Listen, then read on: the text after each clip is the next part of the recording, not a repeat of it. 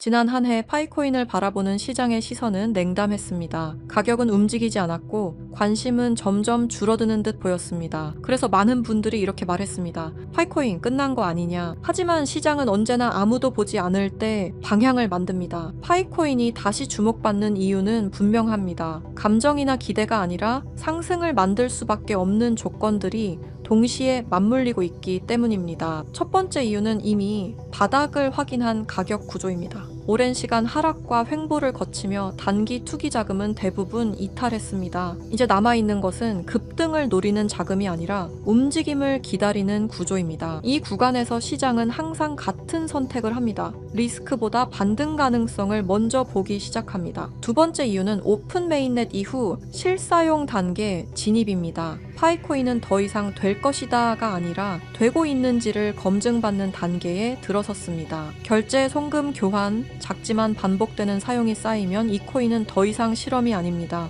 화폐로서의 신뢰가 형성되기 시작합니다. 세 번째 이유는 비정상적으로 큰 사용자 기반입니다. 대부분의 코인은 가격이 먼저 움직입니다. 하지만 파이코인은 사용자가 먼저 존재합니다. 실사용하는 이용자가 많아지면 그만큼 가격의 상승이 동시에 일어난다는 이야기입니다. 네 번째 이유는 서사의 완성입니다. 투자 시장은 숫자만으로 움직이지 않습니다. 사람들이 이해할 수 있는 이야기, 설명할 수 있는 상징이 붙는 순간 관심은 폭발합니다. 2026년 파이코인은 지금 갈림길 정중앙에 서 있습니다. 이 코인이 실패작으로 기록될지 아니면 가장 오래 기다린 실험으로 남을지는 바로 지금부터의 방향에 달려 있습니다. 앞으로 파이코인의 핵심 방향은 단 하나입니다. 가격이 아니라 사용처입니다. 파이코인은 이미 채굴 단계를 넘어섰습니다. 이제 남은 과제는 명확합니다. 사람들이 실제로 쓰는가? 그리고 그 쓰임이 확장되는가입니다. 첫 번째 방향은 생활 결제 영역입니다. 소액 결제, P2P 송금, 특히 은행 인프라가 부족한 국가에서 파이코인의 존재 이유는 점점 또렷해지고 있습니다. 두 번째는 폐쇄형 생태계에서 개방형 생태계로의 전환입니다. 그동안 파이코인은 안전을 이유로 스스로를 꽤 강하게 묶어두었습니다. 하지만 2026년부터는 외부 서비스, 외부 자본과의 연결이 본격적으로 시험대에 오르게 됩니다. 이 외부 시장에 대한 영역 싸움이 바로 파이코인 생태계의 중요한 갈림길이라 볼 수 있겠습니다. 세 번째는 시장 신뢰 회복입니다. 대형 거래소 상장 여부보다 중요한 건 이 코인이 사라지지 않는다는 확신입니다. 그 확신이 생기는 순간 가격은 언제나 나중에 따라옵니다. 2026년의 파이코인은 당장 폭등을 약속하지 않습니다. 대신 사라지지 않을 이유를 하나씩 증명해가는 단계에 들어섰습니다. 그리고 지금 제가 여러분께 보여드릴 내용은 단순한 기대나 희망이 아닙니다. 파이코인의 본격적인 상승을 바라볼 수밖에 없는 이유,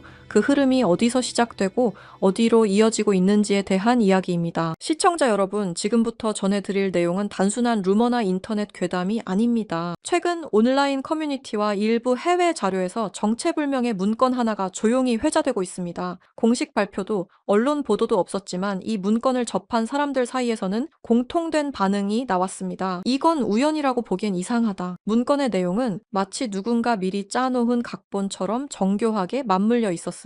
단순한 우연일까요? 아니면 반복되어 온 우연의 연장선일까요? 산타랠리라는 단어가 다시 고개를 들고 사람들이 잊고 있던 이름 하나가 다시 수면 위로 떠오르고 있는 지금 이 문건은 왜 하필 지금 우리에게 등장한 걸까요? 그리고 많은 사람들이 파이코인을 이야기할 때 항상 빠지지 않고 꺼내는 그 한 문장, 파이는 3140일이다. 이 말 한 번쯤 들어보셨죠? 최근 온라인을 뜨겁게 달군 심슨 가족 환상의 에피소드, 바로 그 안에서 지금까지 우리가 알고 있던 도큐먼트 1, 즉 그 문건 속에 숨겨진 진실이 다시 한번 주목받고 있습니다. 그 문서에는 놀랍게도 파이는 3년 후 3140일이 된다는 내용이 담겨져 있었는데요. 아마 많은 분들이 한 번쯤 들어보셨을 겁니다. 그런데 말입니다. 오늘 제가 들려드릴 이야기는 여기서 멈추지 않습니다. 지금부터는 아직 공개되지 않았던 도큐먼트 2페이지와 3페이지, 즉 비밀리에 감춰있던 그 문건의 내용을 함께 보실 텐데요. 그 안에는 단순한 숫자를 넘어 파이의 미래와 3년 후 상장될 거래소의 이름까지 상세하게 기록되어 있었습니다. 과연 이 모든 게 우연일까요? 아니면 철저히 계획된 예언일까요? 그럼 거두절미하고 영상 지금 바로 시작하겠습니다. 1990년부터 지금까지 미국 애니메이션의 전설 심슨 가족, 웃음을 주던 이 노란 가족이 수많은 예언을 적중시키고 현재는 예언 만화라고 불리고 있는데요. 이미 대중들에게는 신기하면서도 한편으로는 사기꾼들의 허황된 소리다, 그저 운이 좋아서 맞췄다라며 비판 아닌 비판을 이어가고 있는데요. 하지만 이미 300개가 넘는 예언을 맞춘 심슨 가족은 단순히 운을 넘어서 경이로운 수준의 예언 능력을 보여주고 있습니다. 보신 적은 없으시더라도 심슨의 캐릭터라면 누구나 알고 계실 거라 생각하는데요. 단순한 만화를 넘어 각종 정치, 환경, 사회 풍자 등등 해학과 풍자를 표현하면서 아이들의 성장 교육뿐만 아니라 다 큰 성인들에게까지 큰 교훈으로 영향을 미치고 있는데요. 오늘 들려드릴 이야기는 그동안 누구도 알려주지 않았던 환상의 에피소드에 관한 내용입니다. 파이코인을 채굴하던 분이라면 깜짝 놀랄만한 소식이고, 파이코인을 채굴하지 않으셨다면 이제는 시작해야 할 때라고 느끼실 겁니다. 심슨 가족의 예언은 방송사에서도 기사로 다룰 정도로 총 300개가 넘는 예언들을 했는데요. 그런데 이 만화 심슨 가족의 에피소드 중에서는 전 세계에서 방영이 금지된 에피소드가 딱 하나 존재합니다. 해당 에피소드가 방영이 금지되어 버린 것은 바로 이 에피소드에 출연한 어떤 남성 때문이었는데요. 이 에피소드에 관한 이야기를 하기 전에 파이코인에 관한 예언은 그 전에도 있었죠.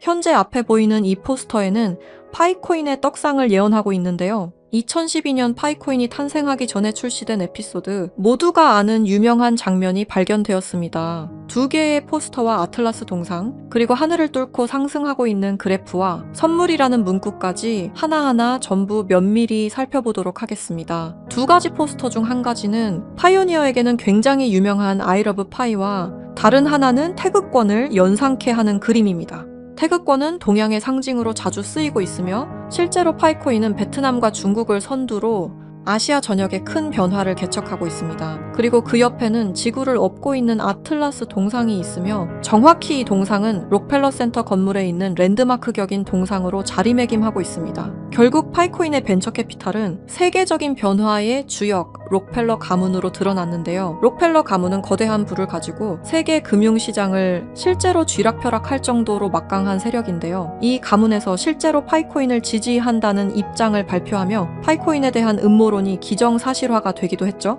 마지막으로 기프트는 선물이라는 뜻으로 심슨 가족이 우리에게 주는 선물이라고 해석이 되고 있습니다. 그리고 하늘을 뚫고 상승하는 그래프까지 직관적으로 파이코인의 엄청난 잠재력을 내포하고 있는 것으로 보이고 있죠. 영상이 이렇게 끝나면 다른 파이코인 영상과 다를 게 없어 보이죠? 이제부터는 제가 유튜브 영상 어디에도 없는 파이코인에 관한 심슨의 추가적인 예언까지 한번 알아보도록 하겠습니다. 극소수만이 아는 심슨 가족의 에피소드 중에는 전 세계에서 방영이 금지되어 버린 이른바 환상의 에피소드로 남은 작품이 존재합니다. 바로 3번째 시즌 첫 에피소드인데요. 해당 에피소드의 제목은 스타크 레이빙 데드입니다. 해당 영상이 한국에서 방영할 당시 MBC에서는 정신병동, 그리고 EBS에서는 리사의 쓸쓸한 생일이라는 제목으로 각각 방영되기도 했던 에피소드입니다. 그렇다면 이 에피소드는 대체 왜 방영이 금지되었던 걸까요? 간략하게 이 에피소드의 줄거리에 대해 말해보자면 호머 심슨이 어느 날 정신병원에 입원하게 됐고 그곳에서 자신을 가수로 착각하고 있는 환자 레온 컴퍼스키라는 남성을 만나게 됩니다. 그와 같이 다니며 둘의 사이는 더욱 더 돈독해지고 그는 틈이 날 때마다 주인공인 호머 심슨에게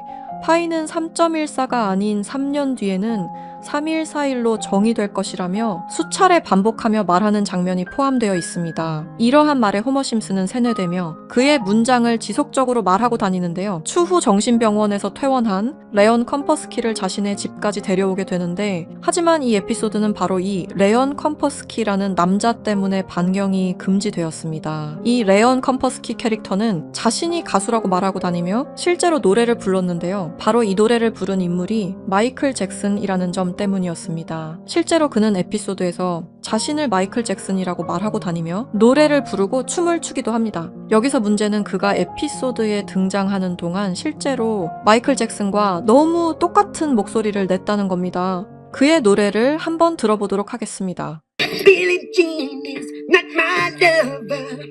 She took the girl who says that I am the one. 여러분 잘 들으셨나요? 여러분들은 어떨지 모르겠지만 적어도 제가 듣기로는 실제로 마이클 잭슨이 부른 것 같은 느낌을 받았는데요. 똑같은 목소리와 창법을 흉내내며 호머 심슨에게는 파이는 314일이라며 에피소드 내에 틈틈이 계속해서 언급했습니다. 하지만 당시 세계적인 팝의 황제 마이클 잭슨이 참여했다는 이유로 이 314일이라는 숫자는 세상에 묻히게 됩니다. 몇 년 후에 심슨의 총 제작을 맡고 있는 맷 그로닝마저도 레언 컴퍼스키는 마이클 잭슨이 맞다고 하였는데요. 사실 마이클 잭슨은 이 사실을 상당히 숨기고 싶어 했고 심슨 가족의 제작진들과 성우들 밖에 모르고 있었지만 본인이 직접 불렀다는 사실이 밝혀지면서 마이클 잭슨의 팬과 심슨 가족의 팬 모두에게 충격을 주기도 했습니다. 마이클 잭슨이 사망한 이후에 그가 추악한 범죄를 저질렀다는 내용의 다큐멘터리가 출시되기도 했었는데 피해자들의 증언이 많이 모순된 점을 비롯해서 많은 비판마저 공존했지만 해당 다큐멘터리의 여파가 워낙 컸던지라 심슨 가족의 제작진들과 그리고 판권을 구입한 디즈니 측에서 OTP 서비스인 디즈니 플러스 방송을 금지시키고 더 나아가 이후 발행되는 모든 DVD 등 매체에서도 해당 에피소드를 배제하며 현재까지도 이 에피소드는 전 세계 디즈니 플러스에서 완전히 그 흔적을 찾아볼 수 없게 되었습니다. 하지만 이 에피소드는 단순히 마이클 잭슨에게만 집중해서는 안 된다는 거죠.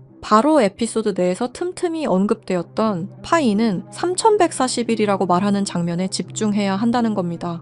그 중에서 바트 심슨이 발견한 라이언 컴퍼스키의 책에서는 이러한 내용이 있었는데요. 만약 당신이 3년 동안 기다린다면 1파이당 가격은 3141달러가 될 것이다. 이렇게 적혀 있었습니다. 또 하나 충격적인 예언은 2022년 HTX 거래소가 파이코인을 도둑 상장한 것 또한 예언되어 있었으며 그리고 그곳에는 가짜 이렇게 적혀 있었습니다. 다음 내용은 더욱더 충격적인데요. 바로 2025년에 파이코인이 거래소에 상장이 된다는 예언입니다. 실제로 OKX 거래소에서 지난 2월 20일에 현물 거래를 지원하기로 했죠. 이 책의 내용에 따르자면 상장된 이후 3년이 지난 2028년에 들어서 파이코인은 3141달러, 한화 약 450만 원 가량에 도달할 것이라는 내용이었는데요. 그리고 이 뒤에는 놀라운 내용이 하나가 더 있었습니다. 파이코인 상장에 관한 정확한 날짜와 매년 최고점과 하락 시점 등등 매우 디테일한 내용들이 포함되어 있었습니다. 이러한 예언들은 파이코인 미래에 대한 기대감을 더욱 증폭시키고 있었는데요. 저는 이 내용을 저희 찐 구독자분들과 공유하려고 오늘 영상을 찍게 되었습니다. 이 내용은 실제 제가 직접 알아낸 최초의 정보라고 자부하고 있습니다. 저희 채널 구독해주신 구독자분들이 아닌 이상 이 내용이 외부로 유출되는 것을 저는 절대로 원하지 않습니다. 너무한 처사라고 생각하실 수 있지만 제가 피땀 흘려서 얻은 정보인 만큼 제가 원하는 사람들과 공유하고 싶은 마음이 가장 큽니다. 큰 돈을 벌 수 있는 기회가 생기는데 이 기회를 아무것도 아닌 사람들과 나누는 게 저는 싫은 겁니다. 그러니까 저희 채널 구독해주신 구독자님들만 알 수 있게 이렇게 설문 작성을 하며 신청을 받고 있습니다. 신청을 해주신 모든 분들께 드리는 게 아니라 구독과 좋아요 그리고 댓글을 남겨주신 분들 한해서만 드리고 있으니까요. 꼭 구독과 좋아요 그리고 댓글까지 남겨주시고 아래 설명란에 링크 타고 들어오셔서 심슨의 비밀 정보 내용 꼭 받아가시길 바라고요. 제출 버튼까지 눌러주셔야 저희가 확인이 가능하니까 제출 버튼까지 꼭 눌러주시기 바랍니다. 만약 진짜로 3년 뒤에 이 거래소에 상장이 되고 누구보다 빠르게 먼저 이 정보를 알고 있다면 7조 원을 벌어들였던 시바이누 부자처럼 우리도 부자가 될 수 있는 길을 알게 되는 거라 생각하는데요. 진짜 부자가 되고 싶으신 분들, 더 이상 돈 때문에 구질구질하게 살기 싫으신 분들 이 기회 놓치지 마시길 바랍니다. 오늘 영상은 여러분들에게 희망찬 영상이 되었으면 좋겠다는 마음으로 알차고 꼼꼼하게 구성했으니까요. 다음 영상도 많이 시청해 주셨으면 좋겠습니다. 시청해 주셔서 감사합니다.